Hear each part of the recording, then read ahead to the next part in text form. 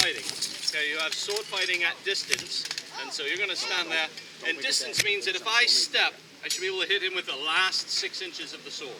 If I'm hitting him with the middle, I'm not actually getting the power that I should, because the end is moving much, much faster than this part. So you have fighting in distance, you have middle distance. Now the swords aren't particularly useful holding them this way. You want to hold them this way, more like a bayonet. Okay, and if we get any closer than that, we're going to be wrestling. Right? The swords are really pointless at this distance because we're going to be pressed in like this. The only thing you can do with the sword at this point is leverage. Hook him in the neck, shove him down. Okay. But when we're here, so if he's going to strike, I'm out of distance, he's going to step in and strike at my head. All right. I can block, clear it, smash him. Right. There's all kinds of things. You can do that again, and I can use the other end of the sword. So catch it, clear the sword, and thrust for the neck. Right. These are not just weapons like in the movies where they go, and they run in and try to hack. As soon as my sword's back here, I'm toast. Okay. Because even if he's doing fool's guard, which is down here, if I run up to attack him, all he has to do is lift the point, and I'll impale myself. He doesn't have to do any work. All right, so we're switching, and we're going to pole arms. So these are pole arms. I'm going to give you this. Right. We're going to use rubber. Okay, and these will still smash a pumpkin or a head with ease. Use a solid tire rubber. Okay.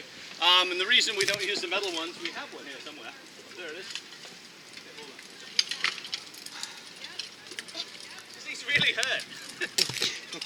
Right, and one of the primary parts of this weapon is the thrusting bit on the end, right, to keep distance, especially from a man with a sword.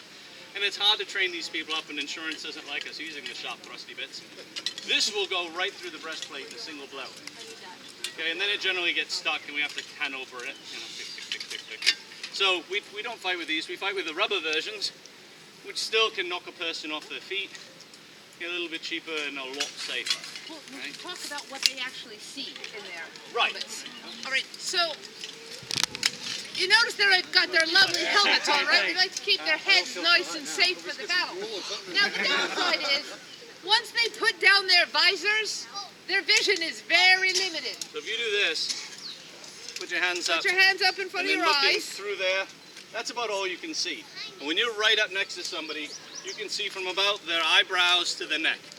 So all of the combat vision has to come from practice. You know that as they're moving the body, they're probably going to be striking at the areas.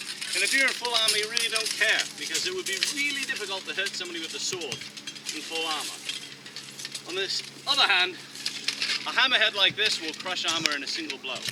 Right? You can't just take the hits. With the sword, you can take hits all day long, so they're great for tournament.